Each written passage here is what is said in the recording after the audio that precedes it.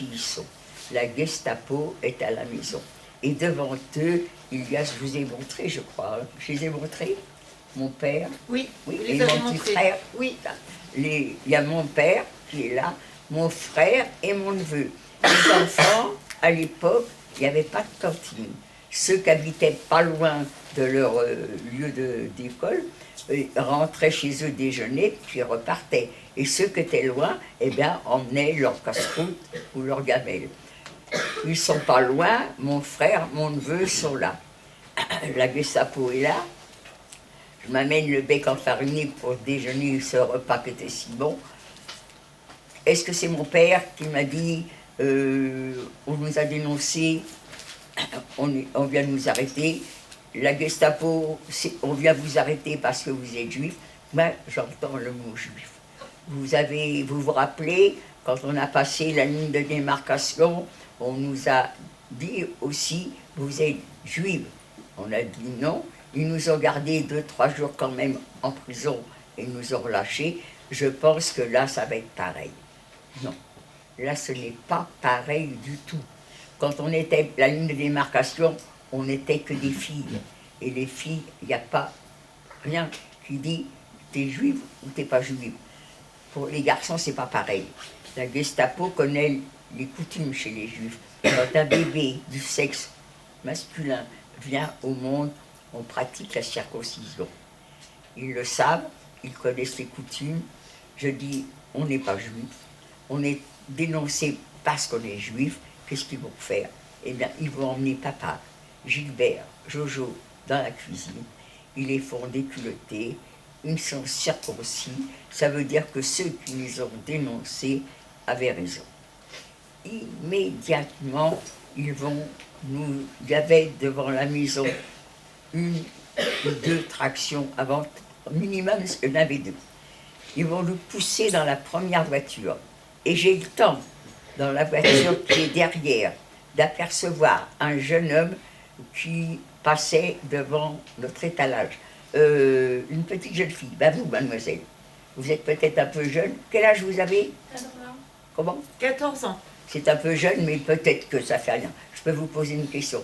Quand un petit jeune homme vous regarde depuis quelques jours, et puis vous fait des sourires, à quoi pensez-vous? Je sais pas. À quoi pensez-vous? Ne mettez pas 3 heures à répondre. C'est pas une interrogation. Je vous donne pas de points. Mais vous pensez à quelque chose. Me dites pas que vous pensez pas. C'est parce que... Alors, j'attends la réponse. J'ai pas vu parler, cette demoiselle. Elle a répondu quelque chose? Non, c'est ses camarades. Non, je veux pas. Je veux vous poser cette question à elle. Voilà, à vous, je vous pose la question. À quoi pensez-vous? Il l'aime bien. Mais non, j'ai pas entendu, c'est vous qui vous Si, non, c'est elle. C'est l'autre qui est derrière qui a répondu. Non, c'est moi qui dis. C'est elle. Bon, ça fait rien, c'est pas grave. Hein. Eh bien oui, vous dites que vous pensez qu'il vous aime bien. Eh bien, nous, on pense qu'il n'y avait pas d'autres, les mêmes termes. Nous, on disait, on a fait une touche ou on a un ticket. Mais quand j'ai vu que ce jeune homme faisait partie de la Gestapo, c'est-à-dire, s'il était allemand, il est parti de la Gestapo. Mais s'il était français, il y avait des Français qui aidaient la Gestapo dans leur sale boulot. Eh bien, on les appelait des miliciens. Alors, ce jeune homme, est-il milicien ou est-il allemand? Je n'en sais rien.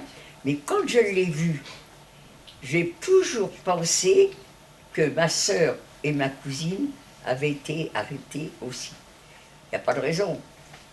Il est là parmi la Gestapo, il nous faisait des sourires depuis 2-3 jours, donc il les a arrêtés aussi. J'ai toujours cru, en fin de compte, quand je suis rentrée, j'ai appris que ce n'était pas le cas. J'ai appris que ce n'était pas le cas parce que des personnes qui avaient vu qu'on était arrêtés étaient venues prévenir ma sœur et ma cousine qu'on était arrêtés et les avaient emmenés pour se cacher dans une chambre. Ces personnes qui prévenaient les Juifs, ces personnes qui les sauvaient, eh bien, on les appelait les justes. Cette personne qui les a... J'ai jamais su qui c'était. Mes sœurs, dans l'émotion, ne se sont pas rappelées, et puis cette personne ne s'est jamais fait connaître. En tous les cas, elle a sauvé la famille, puisqu'elle les a emmenés se cacher. Mais moi, je ne le savais pas, et j'ai toujours cru qu'ils étaient arrêtés. Alors moi, je suis arrêtée avec mon père, mon frère, mon neveu. On dort en prison à Avignon. Le lendemain matin, c'est-à-dire le 14 mars, on nous prévient, vous restez pas là. Un car qui était plein de juifs qui avaient été arrêtés pour faire de sabotage, parce qu'ils avaient saboté pour faire comme nous, ils avaient été dénoncés, ou pour ci, ou pour ça. Le car était plein de juifs. On est emmené jusqu'à Marseille, à la prison des Baumets. Là, je suis séparée de mon père, de mon frère, de mon neveu. Eux vont aller dans des cellules. J'ai appris ça quand on s'est retrouvés. Mais nous, les femmes et les enfants, on est dans une salle commune. On va rester jusque début, fin mars. On est arrivé le 14, on reste jusqu'à fin mars, en prison à Marseille. Fin mars, on nous prévient, ça y est, c'est le départ. Mais tous les juifs qui étaient arrêtés savaient que c'est pour aller dans un camp de travail. Et avant d'aller dans ce camp de travail, on savait qu'on allait à Drancy. Donc, on est dans le train qui va nous emmener. Alors, on est dans un autobus qui va nous emmener à la gare de Marseille. À Marseille, on prend un train. On est dans un train normal. À l'époque, il y avait 3 classes. On est en 3e classe. Je suis dans le wagon avec mon père et avec tous les gens qui avaient été arrêtés. Mais par contre, on n'a pas le droit de s'approcher des hommes. On va se retrouver arrivé à la gare de Lyon. Là maintenant, ça y est, on a voyagé. On était sous la surveillance de gendarmes français et gendarmes allemands. On arrive à la gare de Lyon. Gare de Lyon, il y a un autobus qui nous attend et il va nous emmener à Drancy. Drancy était un lieu un peu spécial. Le gouvernement de l'époque voulait que les gendarmes vivent sur leur lieu de travail. Donc ils avaient commencé à construire les premiers gratte-ciel pour loger les familles, et à la base de ces gratte-ciel, ils avaient commencé à monter des bâtiments, 1 étage, 2 étages, qui auraient servi peut-être pour les bureaux, pour des prisons avant de repartir dans les grandes prisons. En tous les cas, c'était en construction. Hitler arrive, cet endroit lui convient, ça lui parle. C'est un petit peu excentré, mais c'est quand même presque Paris. Il va y mettre les premiers prisonniers de guerre. Les premiers prisonniers de guerre vont partir après en Allemagne et vont être remplacés par les Juifs qui ont été arrêtés. Les premiers Juifs qui ont été arrêtés, qui ont été à Drancy, 41, 42, même 43, ne pensent pas comme moi. Moi, j'arrive en 44, je n'ai que des beaux souvenirs de Drancy. Je me suis fait toute une équipe de copains, copines. Je me souviens, le premier jour, je suis avec mon frère et mon neveu. Dans mes souvenirs, je ne les vois plus et j'étais étonnée et on m'a expliqué pourquoi. Il y avait des adultes qui prenaient les enfants en charge. J'ai jamais demandé à mon frère et à mon neveu ce qu'ils faisaient dans la journée, mais en fin de compte, je crois qu'on devait les occuper à faire des jeux manuels, peut-être un petit peu de maths, un petit peu d'orthographe, je ne sais pas.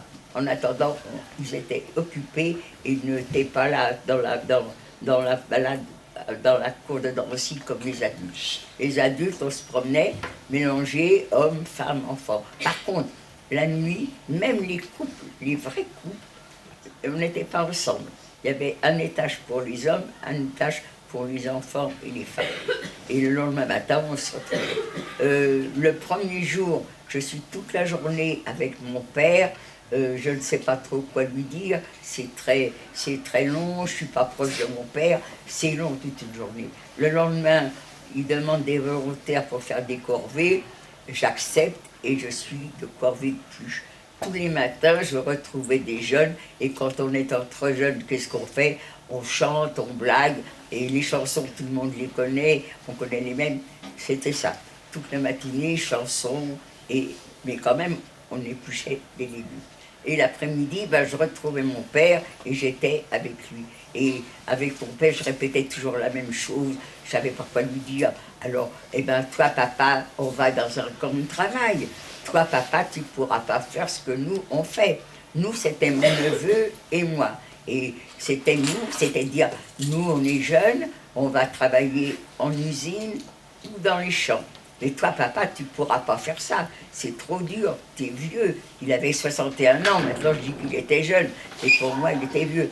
Eh bien, tu diras que tu sais, quand tu étais jeune, tu nous racontais que tu fabriquais des pantalons. Dis-leur que tu sais piquer à la machine. Peut-être qu'il y a un atelier pour faire des réparations. Jamais mon père ne m'a dit quoi que ce soit. Pas un mot. Il m'écoutait parler. Il aurait pu me dire, mais Ginette, arrête de rêver, regarde, et regarde, et regarde, et regarde. C'est vrai, dans la cour de Drancy se baladaient tous les représentants de l'humanité, de l'enfant jusqu'au vieillard, de la personne qui avait l'air d'être costaud à la personne qui était maladive. Tout le monde se promenait dans Drancy. Regarde cette dame, regarde, elle n'est même pas capable de marcher tout seule. Tu as 2 jeunes filles qui l'aident. Tu crois qu'ils l'ont arrêté pour travailler? Non, Ginette.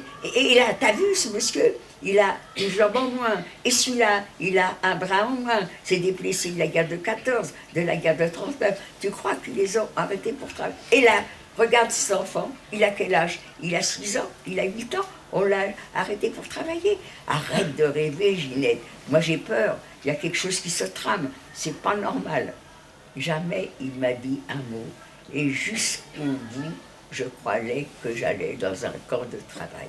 Donc, le 12 avril 1944, on nous prévient, demain matin, 6 heures du matin, dans la cour, avec vos bagages. Il y en a qui ont été arrêtés, on leur a dit, prenez quelques vêtements, vous en aurez besoin, prenez quelques affaires de toilette. Nous, on n'a rien. Donc, on est là, 6 heures du matin, devant nous, derrière la porte de Drancy, il y a des autobus. On s'est fait des amis à Drancy. Alors il y a un petit peu de bousculade. On veut être dans le même autobus. Si on va dans le camp de travail dans le même autobus, on va tomber ensemble comme ça. Donc un peu de bousculade. Moi je suis contente, j'ai ma famille et les amis que je me suis fait, on est dans le même autobus. Est-ce qu'on est assis? Est-ce qu'on est debout? Je ne m'en souviens pas non plus. On va s'arrêter devant une gare. J'ai toujours cru que c'était la gare du Bourget. J'ai appris que c'était la gare de Bobby. Alors là, maintenant, ça va changer. Il n'y a plus de Français avec nous. On est dans les mains de l'armée allemande. Et c'est des hurlements, des commandements. Il faut être en rang. Et le rang, on n'est pas bien mis. Allez, maintenant, ça y est, on est comme ils veulent et on est sur un quai de gare. Et sur un quai de gare, à vous de travailler, il y a un wagon, un train. Un train avec des wagons ouverts. Mademoiselle, vous avez devant vous un train avec des wagons ouverts. Tous les wagons sont vides, comme celui-là. À quoi pensez-vous? Je parle à la personne qui est à côté de vous. Ah, oui. Qu'on va rentrer dedans. Comment? Qu'on va rentrer dedans. Ah ben oui. Vous allez rentrer dans un train qui est vide. Non. Vous oubliez que je ne connais rien, que je suis rien, et je n'ai rien vu. Je n'ai rien lu. Alors, imaginez, vous n'avez rien lu, vous n'avez rien vu. Mademoiselle, là, vous, oui, qu'est-ce que vous pensez?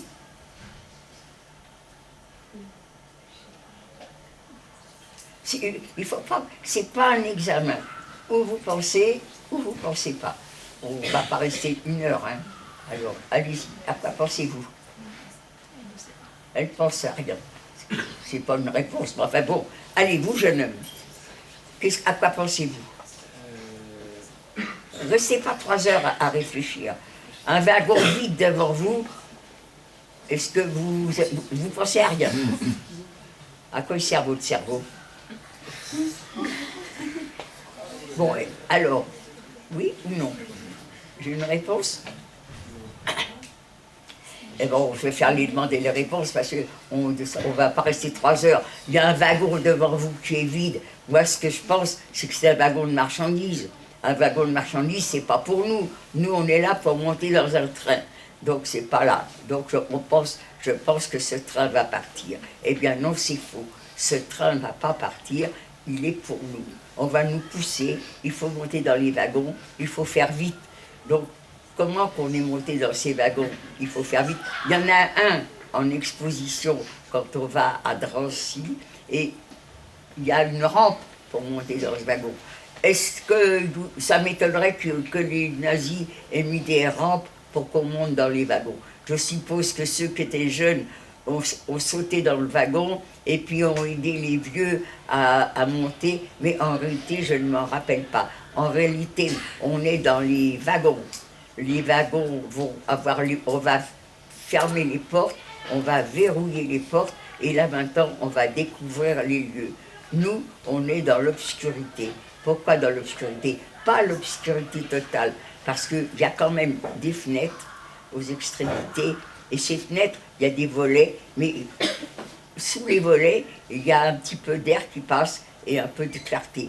Les planches des wagons aussi ne sont pas collées, donc il y a un petit peu d'air, un petit peu de lumière qui passe. Mais certains wagons ont de la chance, ils ont des fenêtres.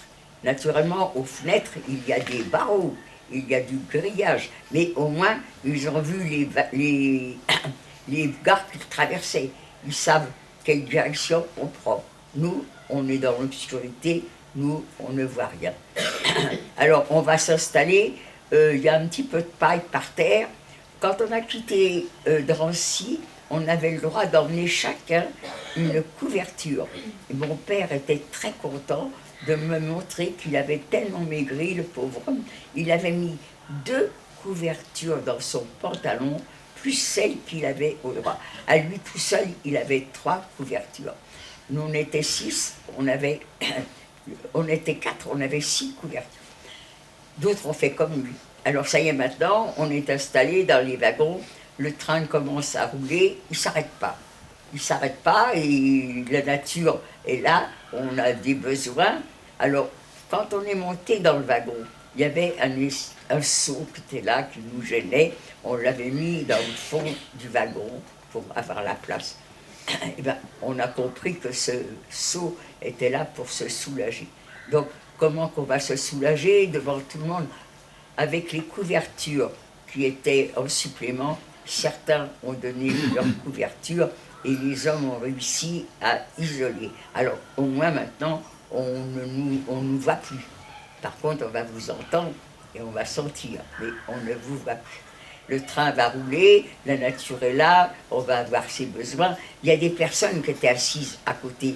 Quand elles ont commencé à recevoir des éclaboussures, quand il y avait des secousses, eh bien, elles ne veulent plus qu'on s'approche des seaux. Comment que ça se passe, comment qu'on va faire? Eh bien, je suppose qu'on a fait nos besoins sous nous. Alors, imaginez l'odeur. Vous avez un wagon, nous, on n'a pas de fenêtre. Et vous avez des femmes qui ne se sont pas des femmes et des hommes et des enfants. On ne s'est pas lavé pendant 3 jours. On fait nos besoins sous nous quand on ne peut pas faire autrement. Imaginez l'odeur infecte qui régnait dans ce wagon. Le train s'arrête, les portes vont être déverrouillées, un moment super agréable. En un quart de seconde, l'air est tellement froid qu'en un quart de seconde, la mauvaise odeur a disparu. La mauvaise odeur a disparu. Mais il y a quelqu'un qui va sauter dans le train et qui va nous pousser pour descendre. Il faut descendre immédiatement. Ah oui, mais il y a des bagages. On veut dire non. On laisse tout dans les bagages. Il faut descendre. Moi, je suis prête à sauter sur le quai. Je suis assise sur le sol du wagon quand j'entends sur le quai des hurlements, des commandements, mais moi je ne comprends pas l'allemand. Qu'est-ce qu'ils disent? Il y en a à côté de moi qui comprennent. On me traduit. Les personnes qui sont malades, les personnes qui sont fatiguées, les personnes qui n'aiment pas marcher. Le train s'est arrêté, ce n'est pas le lieu de camp.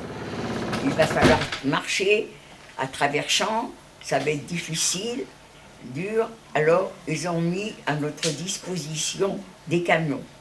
Moi, j'entends ça. Papa Gilbert, prenez le camion. Papa Gilbert m'écoute et ils prennent le camion. Moi, je voudrais les embrasser un petit peu avant. Eh bien, j'ai pas le temps. Ils sont partis déjà.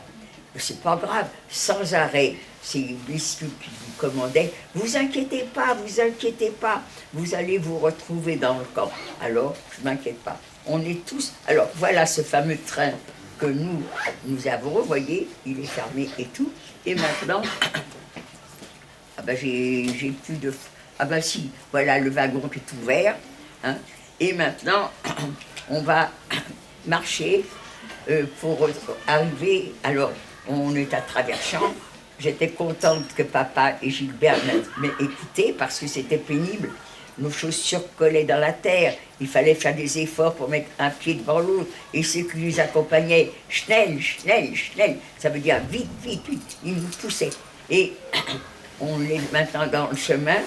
Au milieu du chemin, j'aperçois des cheminées qui dégagent une fumée un peu blanchâtre. Ça dégage une odeur un peu spéciale. Le v'là mon camp de travail. Vous vous rappelez, je travaille dans une usine où les champs, je suis en train de les traverser. L'usine, la voilà. Et maintenant, je suis dans le camp. Et moi, un camp de travail, pour moi, c'était un endroit pour loger les ouvriers et puis l'usine. Et bien l'usine, c'est celle-là, je la bats. Les cheminées, l'odeur, mais pour se loger, c'est pas du tout ce que je pensais. On est dans le camp à perte de vue, je ne sais pas si je les ai montrés. Vous n'avez pas vu des baraques? Non? Bon, c'est pas grave, on trouvera les baraques après. Non, il n'y en a pas là-dedans.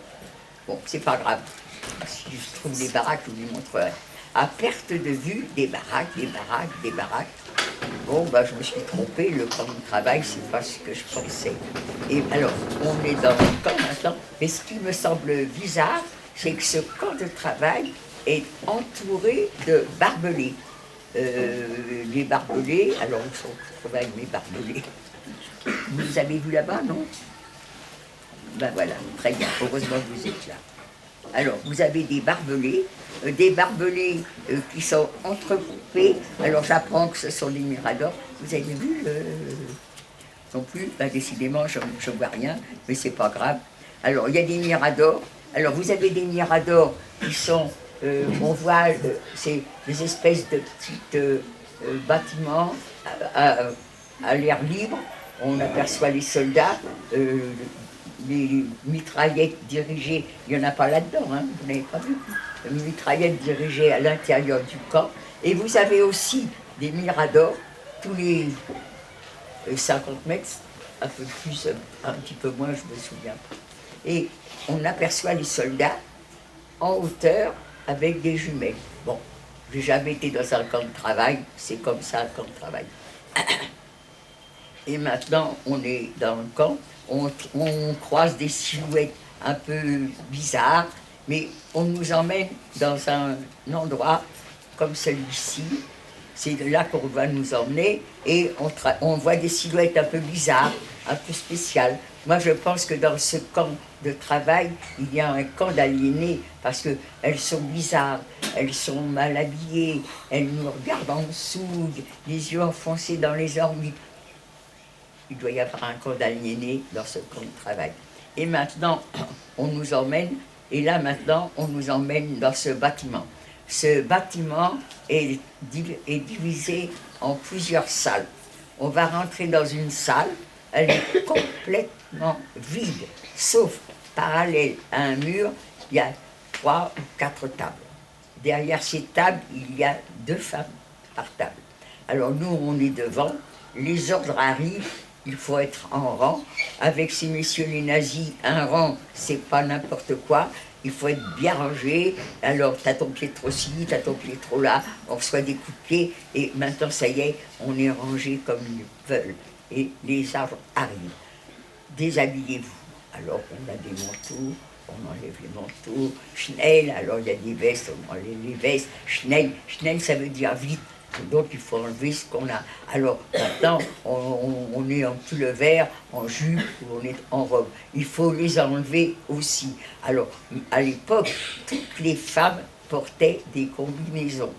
Entre la culotte, le soutien-gorge et le vêtement, il y avait des combinaisons. Eh bien, il faut les enlever aussi. Alors, on reste en culotte et en soutien-gorge. Eh bien, ces messieurs, les nazis, exigent de nous une nudité totale. Je ne pourrais pas vous dire s'il y avait des hommes avec nous, s'il y avait des soldats, je ne sais pas. N'empêche que la nudité totale. Je suis nue, totalement nue, devant des femmes que je ne connais pas. Vous, mademoiselle, que je vois là, avec l'arrêt au milieu, vous vous reconnaissez? Oui. Alors, qu'est-ce que ça vous ferait, vous, si vous étiez... Imaginez que vous êtes à ma place, vous êtes... On vous oblige à être nu. Qu'est-ce que ça vous ferait? Bizarre. Bizarre. C'est tout. Est-ce que quelqu'un, ça lui semblerait... Bah vous, là, qu'est-ce que ça vous ferait? Je serais gênée. Ben voilà, exactement. Moi, je suis non seulement gênée, mais je suis très pudique et je suis morte de honte. J'ai que deux mains, je cache mes seins, je cache mon sexe, j'ose regarder personne, j'ai les yeux fixés sur mes doigts de pied. Mais de temps en temps, quand même, j'ouvre les paupières et je vois qu'il y a des corps de femmes. Moi, je croyais que tout le monde était comme moi. On avait tous la même poitrine, on avait tous le même... Ben non, on n'a pas tous le même corps. Vous avez des femmes qui sont jeunes, vous avez des femmes qui sont plus âgées. On n'a pas le même corps. Et je découvre que la nature est différente. Alors maintenant, ça y est, c'est à mon tour d'être devant la table où il y a ces deux femmes. Il y en a une, elle a un registre. Est-ce que c'est elle qui marque mes coordonnées? Est-ce que c'est moi qui les marque? Mais l'autre à côté, alors que je cachais mes seins, eh bien, elle me prend mon bras, et sur mon bras, elle me met... Alors, est-ce que... Bon, vous allez apercevoir ou pas, de toute façon, vous êtes loin. Bon, vous allez me croire sur parole, ben j'ai un numéro. Et mon numéro, je dis toujours que c'est un beau numéro, parce que tous les chiffres sont de la même grandeur. Elle va me déshabiller. Non. Alors, tous les chiffres sont de la même grandeur, du même écartement, de la même couleur. J'ai un beau numéro, 78 599. À quoi ça correspond? Est-ce que je suis la 78 millième ce jour-là? Ou est-ce que c'est... Je ne sais pas. En tout cas, c'est mon numéro. Et je ne sais pas non plus si on était toujours appelé par son numéro. Je ne m'en souviens pas. En tous les cas, j'ai des camarades qui ont frotté. Non, non, ça part pas. Mais moi, on me demande, qu'est-ce que ça t'a fait ton numéro? Est-ce que tu as pensé à ci? Mais mon numéro, moi, je m'en fous complètement. Je suis nue et c'est ça qui me fait mal. J'ai honte d'être nue. Alors maintenant, on a été tatoués. On nous amène dans une salle, vous avez des femmes derrière un tabouret. Le groupe dans lequel je fais partie, qui viennent d'être tatoués, à tour de rôle, on va s'asseoir sur cette chaise et on va vous enlever les poils du sexe. Je ne sais pas si vous vous imaginez, mesdemoiselles, fermez les yeux et pensez, vous êtes assises, là encore, la honte, c'est affreux. Et les nazis ont tout fait pour nous humilier. Là, on ne souffre pas physiquement, on souffre moralement. Vous avez, pour moi, tout au moins, ça a été vraiment une grande souffrance d'être nue devant ces femmes. Et maintenant, on va m'enlever les poils du sexe. Alors, vous avez des... il faut qu'elles fassent vite, ces femmes-là, qui le font. Alors bon, la lame est neuve, elles vont vite, elles vous blessent. Vous avez le sexe qui sanguinolent. Et puis maintenant, elles ont rasé 80, 100 femmes. Alors la lame, elle n'est plus aiguisée. Donc pour vous raser, il faut qu'elle frotte. Donc les cheveux, les poils du sexe, on a le sexe, on a le crâne sanguinolent. Alors maintenant, on vous parle de douche. Ah, là, vous êtes contente. enfin la douche. On a voyagé 3 jours, 3 nuits, sans se laver. Là maintenant, les cheveux, on les a rasés, ça colle sur la peau. La douche, alors on se retrouve, le petit groupe dont je fais partie, dans une petite salle. On va nous faire rentrer dans la douche. Vous avez la douche, vous l'avez vue, non? Voilà. Ça, maintenant, on va vous emmener dans la douche. Vous avez des pommes de douche au plat.